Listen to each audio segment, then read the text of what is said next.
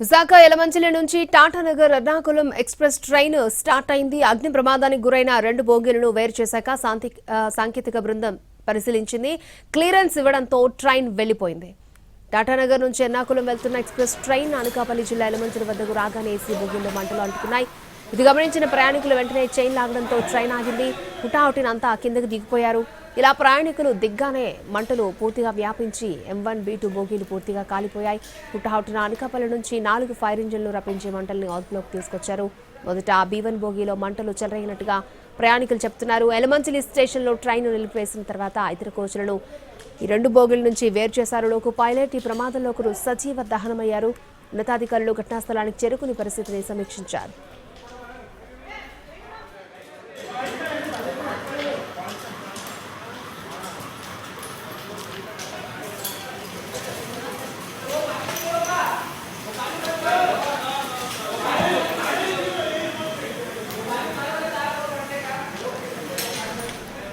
ఇప్పటికీ ఘటనా స్థలానికి ఫోరెన్సిక్ టీం చేరుకుంది. మంటల్లో పూర్తిగా దగ్ధమైన B1, M2 బోగీలను చెక్ చేస్తున్నారు.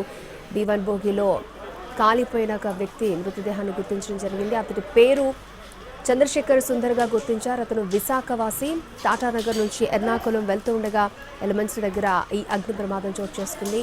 విశాఖ యలమంచిలి నుంచి ఏదైతే ప్రమాదానికి గురైందో ఆ ట్రైన్ కూడా బయలుదేరినట్లుగా తెలుస్తోంది. కాలిపోయిన 2 బోగీలు B1, M2ని వేరు చేశారు. సాంకేతిక బృందం పరిశీలించిన తర్వాతనే ట్రైన్ బయలుదేరింది. 7 గంటలు లేటుగా టాటానగర్ ఎర్నాకుళం ట్రైన్ బయలుదేరింది. ఈ ప్రమాదంపై విజయకృష్ణన్ కలెక్టర్ విచారణ కొనసాగుతోందని చెప్పారు. యలమంచిలి స్టేషన్ దగ్గర ప్రెషర్ తేడాలను లోకో పైలట్ గుర్తించారని కలెక్టర్ చెప్తున్నారు. అప్పటికే పొగలు వ్యాపించడంతో ప్రయాణికులు అలర్ట్ అయ్యారు, చైన్ లాగారు. ఈ నేపథ్యంలో ట్రైన్ ఆగింది. హుటాహుటిన ప్రయాణికులందరూ కిందకి దిగడం జరిగింది. కిందకి దిగిన వెంటనే 2 బోగీలు కూడా అగ్నికి ఆహుతయ్యాయి. లోపల బెడ్షీట్లు, పిల్లోలు ఎక్కువ ఉండడం కూడా మంటలు వ్యాపించడానికి ప్రధాన కారణంగా చెప్పుకోవచ్చు. అలాగే ప్రయాణికుల లగేజ్ కూడా అక్కడ ఉంది. విశాఖ యలమంచిలి నుంచి టాటానగర్ ఎర్నాకుళం ఎక్స్ప్రెస్ ట్రైన్ అయితే బయలుదేరింది. 7 గంటలు లేటుగా అగ్ని ప్రమాదానికి గురైనటువంటి 2 బోగీలను వేరు చేశాక క్లియరెన్స్ ఇవ్వడంతో ట్రైన్ వెళ్లిపోయింది.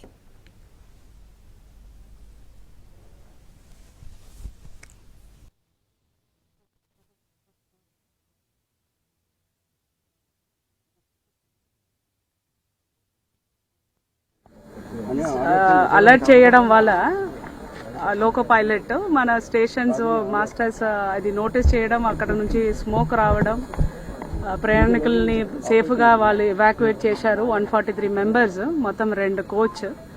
దాంట్లో పుష్ అండ్ పుల్లో ఒక 75-year old person, native of Vijayawada, unfortunately చనిపోయడం జరిగింది. సో వాళ్ళ డాటర్ కూడా ఇన్ఫర్మేషన్ ఇచ్చాము. డాటర్ కూడా స్టేషన్కి వచ్చి ఉన్నారు. మన రైల్వేస్ ఫారెన్సిక్ డిపార్ట్మెంట్ వచ్చిన తర్వాత యాక్సిడెంట్ దేని వల్ల జరిగింది, ఆ కోచ్ రెండిట్లో అనేది అసర్టైన్ చేస్తారు. దీని లోపల మనం స్ట్రాండ్ అయిన ప్యాసింజర్స్ అందరికీ కావాల్సిన మిల్క్, బ్రెడ్, బిస్కెట్స్, వాటర్ అన్ని అందించడం జరిగింది డిస్ట్రిక్ట్ అడ్మినిస్ట్రేషన్ తరఫున.